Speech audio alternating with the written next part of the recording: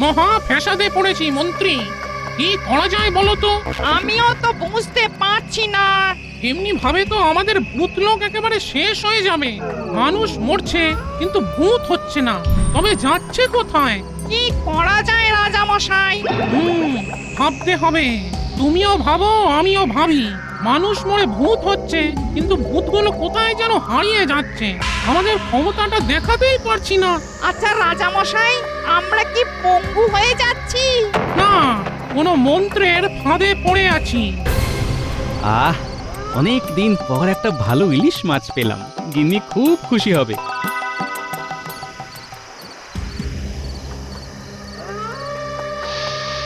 আহ, কি সুস্বাদু টাটকা কাঁচা মাছের গন্ধ। ওই যে রাজা মশাই, ওই মানুষটা ইলিশ মাছ নিয়ে নাচ করতে করতে আসছে। একটা বুদ্ধি মাথায় এসেছে, বুঝলে মন্ত্রী? বলুন রাজা মশাই। ওকে দিয়েই আমার সমস্যার সমাধান করাবো। দাঁড়াও, আমি এবার ওর ঘাড়ে চড়ছি। এই, কে তুমি? আমি আমি ভূত রাজা। তা আমার ঘাড়ে চাপলে কেন? তুমি তো ভয়ঙ্কর দোষ করেছো, তাই তোমার ঘাড়ে আমি চেপেছি। আরে আমি আবার কি দোষ করলাম? রাতের বেলায় আমার সামনে দিয়ে ইলিশ মাছ নিয়ে যাচ্ছ। তুমি জানো না, মাছ আমাদের খুব প্রিয় খাবার। ওরে বাবা, তুমিও কি আমার ঘাড়ে চাপবে নাকি? তিনজনকে আমি একা সামলাবো কি করে বলো দেখি? আমি আর আমার মন্ত্রী তো দুইজন, তিনজন হলো কি করে? তুমি তো অঙ্কে ভারী কাঁচা। আরে বাবা, যে আগে থেকেই আমার ঘাড়ে চেপে আছে তাকে অস্বীকার করি কি করে? আগে থেকে কে আবার চেপে আছে? কোন ভূত? ভূত না, সে আমার গিন্নি। তার কাছে তো তোমরা নস্যি। শোনো, আমাদের একটা কাজ করে দিতে হবে। কাজটা করে দিলেই তোমার ঘাড় থেকে নামবো, নইলে কিন্তু তোমার খুব বিপদ আছে, এই বলে দিলাম। বিপদ নতুন করে আর কি হবে? হ্যাঁ, এই ইলিশ মাছটার উপর তোমাদের নজর লেগেছে, সুতরাং এটা এখন আমি নিয়ে যেতে পারবো না। তার মানে খালি হাতে যেতে হবে। এই ইলিশ মাছ নিয়ে যাও, তোমাকে খালি হাতে যেতে হবে না, শুধু আমাদের কাজটা তোমাকে করে দিতে হবে, বুঝলে? কাজ করে দিলে ভালো, নইলে কপালে দুঃখ আছে। আচ্ছা, কি কাজ?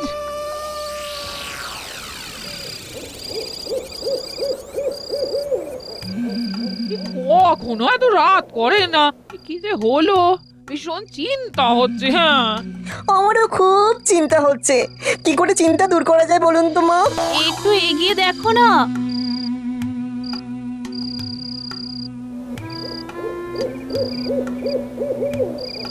ওই তো এসে গেছে। কি বাবা, আপনার এত দেরি হলো কেন? বলি কোথা থেকে আসা হচ্ছে শুনি? হাতে আবার আদিক ফেটা করে ইলিশ মাছ নিয়ে আসা হয়েছে। বাবারে, কথার কি ঝাঁজ। রাস্তা একটু দেরি হয়ে গেল বাবা জীবন। নাও, তোমার শাশুড়ি মাকে বলো ইলিশটার গতি করতে। মেনু মা, মাছটা নিয়ে যা তো মা।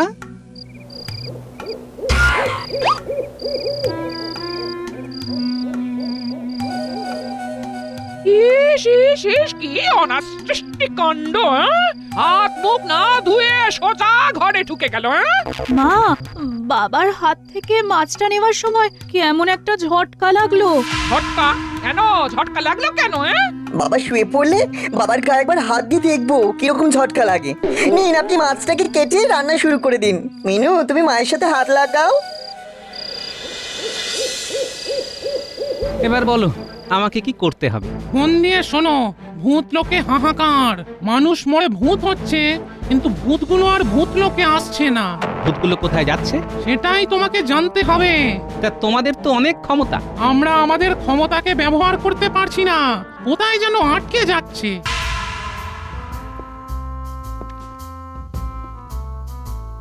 নাও, তোমার জামাই এসে গেছে।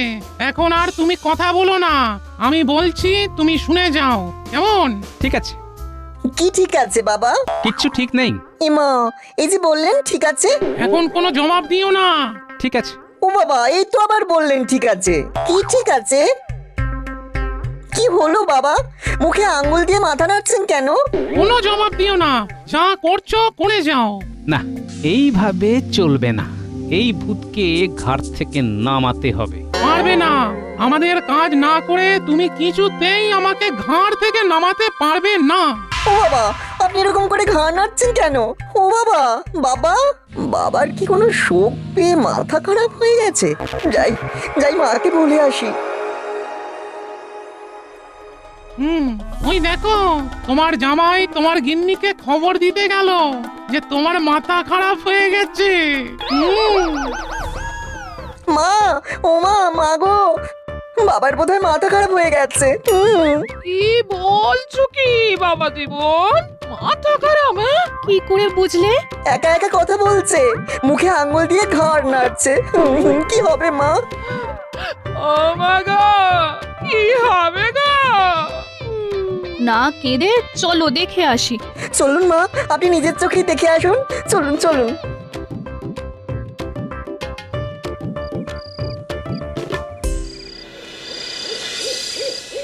তুমি যত তাড়াতাড়ি আমাদের সমস্যাটার সমাধান করতে পারবে তত তাড়াতাড়ি আমি তোমার ঘাড় থেকে নামবো, কেমন? ঠিক আছে। ওই দেখুন মা, তখন থেকে বাবা একটা কথাই বলে যাচ্ছে, ঠিক আছে ঠিক আছে, কিন্তু কি ঠিক আছে সেটা আর বলছে না। ওগো, কোথাও তো ঠিক নেই। এই তোমার শরীর ঠিক নেই গো, শরীর ঠিক নেই।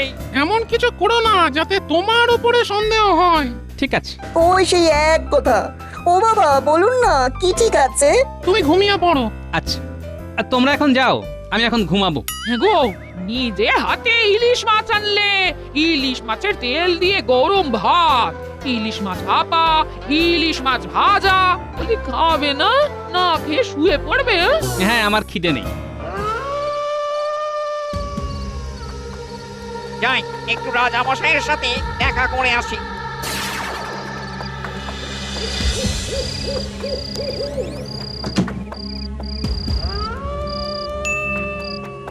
দেখো ভূত রাজা, তোমরা ওই গোড়ায় একটা গলদ করে রেখেছো। কি গলদ?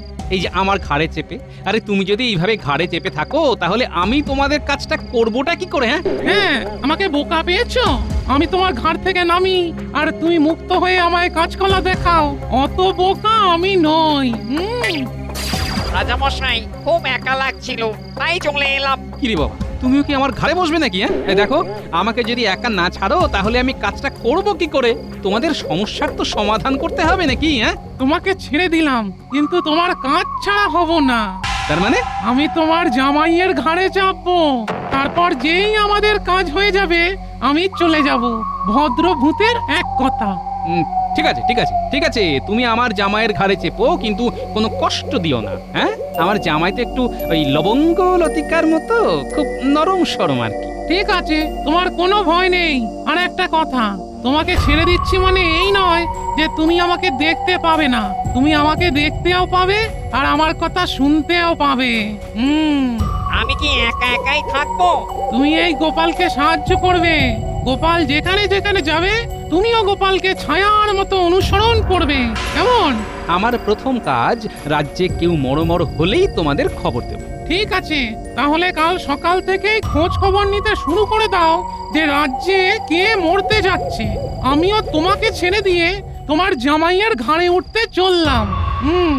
রাতের বেলা আর ওর ঘুম নষ্ট করো না, কাল সকালে যা করার করো। ঠিক আছে, ভদ্র ভূতের এক কথা।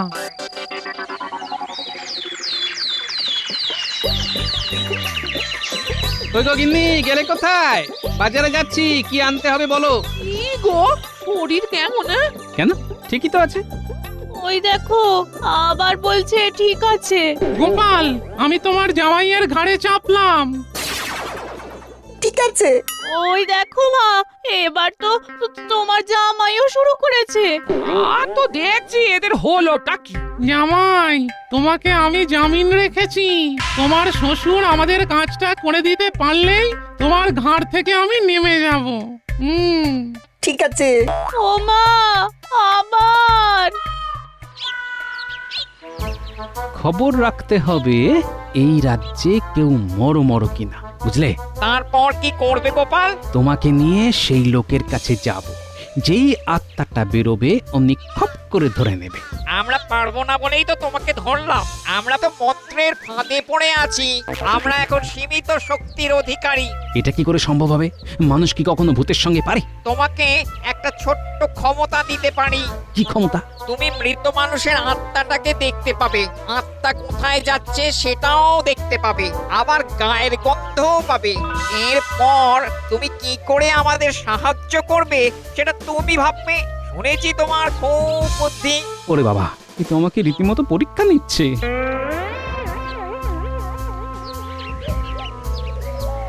শুনেছো গোপাল দাদা, ওই ভক্তি কাকার এখন তখন অবস্থা। সে কি? হ্যাঁ গো, কাল সারা রাত আমি ভক্তি কাকার বাড়িতেই ছিলাম। আমাদের রাজবৈদ্য জবাব দিয়ে দিয়েছেন। ব্যাস, পেয়ে গেছি। চলো, এবারে বেরোলেই খপ করে ধরতে হবে। হ্যাঁ, কাকে ধরতে হবে গো? কে বেরোবে? আরে কিছুই তো বুঝতে পারছি না। আমি তো যেতে পারবো না, আমি তো মন্ত্রের ফাঁদে পড়ে আছি। যা বাবা, তাহলে তুমি আমাকে কি সাহায্য করবে? ও গোপাল দাদা, গোপাল দাদা, আচ্ছা তোমার কি হয়েছে গো? কার সাথে কথা বলছো? হ্যাঁ, কে কাকে সাহায্য করবে? সব এসে বলবো। এখন আমাকে যেতে হবে ভোলা। খপ করে ধরতে না পারলে আমার জামাইয়ের ঘাট থেকে নামবে না। চললাম গো, তুমি বাড়িতে গিয়ে অপেক্ষা করো। ঠিক আছে। গোপাল দাদার কি মাথা খারাপ হয়ে গেছে? কি সব উল্টো পাল্টা বকে গেল। যাই, গোপাল দাদার বাড়ি যাই, দেখি।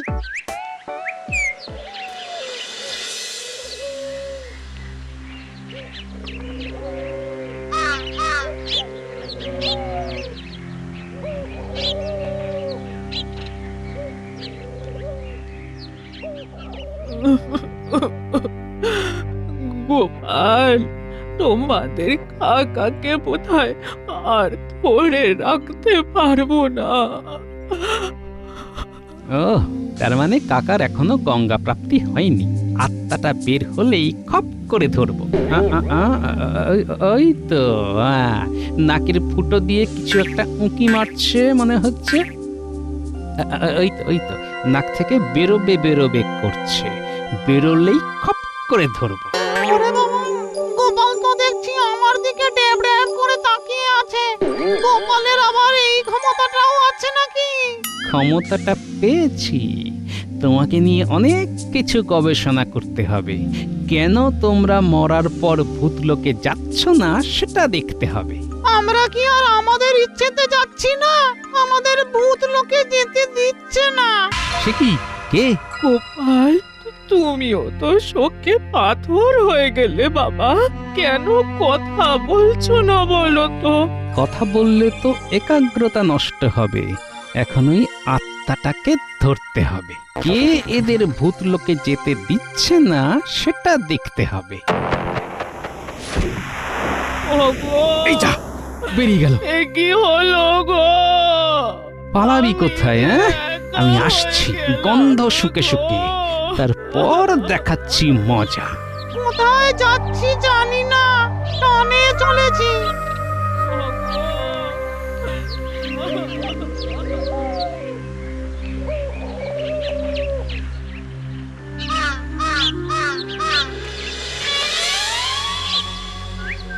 আসছে আসছে, আর একটা আসছে। বটা ঘটা, আর একটা শিশি তৈরি করে রাখ। শিশি তৈরি আছে ভগবান দাদা। ওই যে আসছে, আয় আয় আয়, আমার হাতের মধ্যে আয়।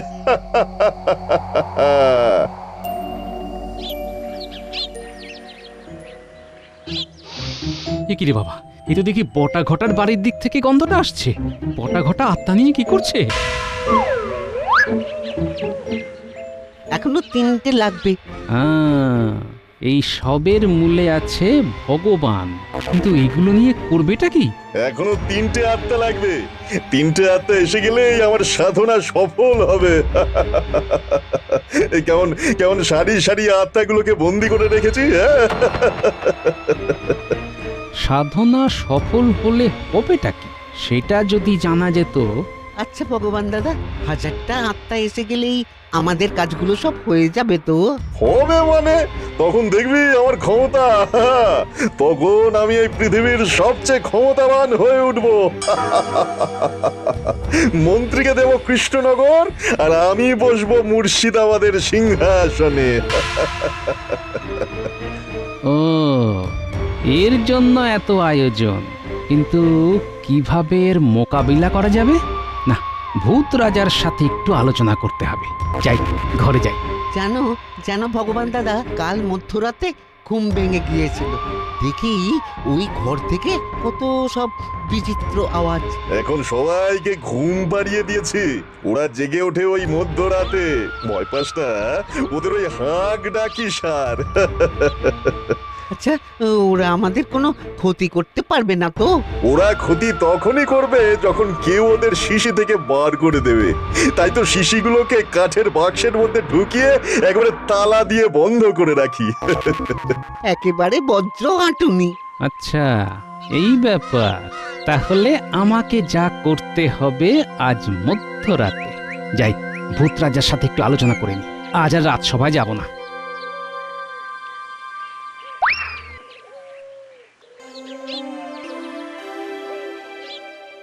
বলো প্রহরী, কি খবর? গোপাল দাদা বাড়ি থেকে বাজার করতে গিয়ে আর বাড়ি ফেরেনি। সে কি হয়েছে? কেউ কিচ্ছু জানে না। ভোলা ময়রা ঘরে এসে খবর দিয়ে গেল গোপাল দাদা কি সব উল্টোপাল্টা বলে বাজারের থলে নিয়ে ওই ভক্তি কাকার বাড়ির দিকে ছুটে যায়। ভক্তিবাবু তো খুব অসুস্থ, উনি তো আমার চিকিৎসাধীনেই আছেন। আমি তো জবাব দিয়েই দিয়েছি। কি সব বলছো বলো তো সবাই মিলে? আমি তো কিছুই বুঝতে পারছি না। তা গোপাল এখন কোথায়? কে জানে। সে কি? তোমার কি হয়েছে? কি হয়েছে? অনেক কিছু হয়েছে গিন্নি। আপাতত আমাকে একলা কিছুক্ষণ থাকতে দাও। আমাকে এখন ওঝাগিরি করতে হবে, বুঝলে? মন্ত্রী মশাইয়ের মাথা থেকে ভূত নামাতে হবে। বাবা, তুমি ওঝা হবে? কি সব বলছো তুমি? কি খবর আনলে গোপাল? চলো। ঠিক আছে। কি আরাম! শুনলে তো? এবার বলো, তোমরা কি করবে? আমরা কিচ্ছু করতে পারবো না। আমরা সামনে গেলেই আমাদের ওই শিশির মধ্যে বন্দি করে রেখে দেবে। যা করবার তোমাকেই করতে হবে গোপাল। ঠিক আছে, একটা ভাবনা মাথায় এসেছে, শোনো। কি, কেমন পরিকল্পনা? দারুণ! ভূতের ওঝা গোপাল, তুমি ওদিকে কিছু করলেই আমরা এখানে সংকেত পেয়ে যাব। আজ মধ্যরাতে হবে ভূতদেরকে মুক্ত করার অভিযান।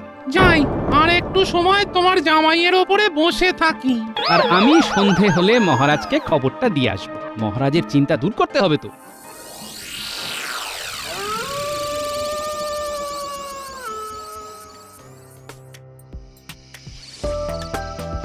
কি খেলা দেখাবে গোপাল? খেলা নয়, নাচ মহারাজ, ভূতের নাচ। উফ, তুমি যে কি চিন্তায় ফেলেছিলে না, সন্ধেবেলায় তোমাকে দেখে ধরে প্রাণ এলো। একটা বিরাট অঘটন ঘটতে যাচ্ছিল। ভাগ্যিস ভূত রাজা আমার ঘাড়ের উপর চেপে বসেছিল, তাতেই তো জানতে পারলাম সব। চলুন না, সব দেখবেন। চলো চলো, চর্মচক্ষে ভূতের নৃত্য দেখবো।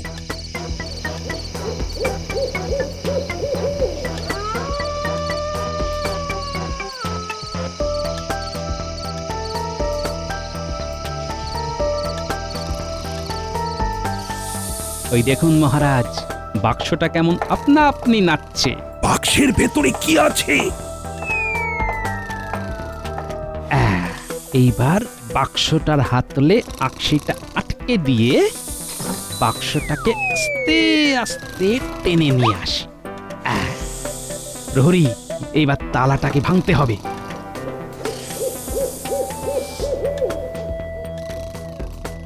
তোমার বর্ষার ফলাটা দিয়ে চাবির জায়গাটায় চাপ দাও।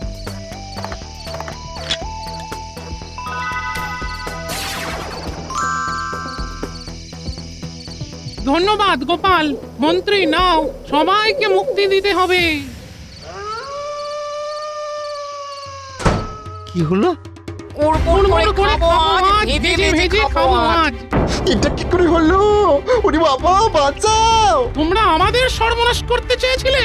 এবার গোপালের জন্য আমরা আমাদের পুরনো ক্ষমতা ফিরে পেয়েছি। এবার তোমাদের সবাইকে শাস্তি দেব। আমাকে বাঁচাও, আমাকে বাঁচাও! তোমার ঘাড় মটকে খাবো। আমাদের পেছনে লাগা, আমাদের ক্ষমতা নিয়ে রাজ্যের ক্ষতি করা। তোমরা সবাই মুক্ত। যাও, আর এক পাপীকে তুলে নিয়ে এসো। মন্ত্রী মশাই তো, চলো সবাই। কি হচ্ছে বলো তো গোপাল, আমাকে সব বুঝিয়ে বলো। হাজারটা ভূতকে বশীভূত করে আপনাকে ক্ষমতাচ্যুত করে ভগবান মন্ত্রী মশাইকে কৃষ্ণনগরের সিংহাসনে বসিয়ে নিজে মুর্শিদাবাদের সিংহাসনে বসতে চান। বলো কি? হ্যাঁ, পেটে পেটে এত? পড়ে গেলাম ভুল হয়ে গেছে আমাকে ছেড়ে দিন আমাকে ছেড়ে দিন।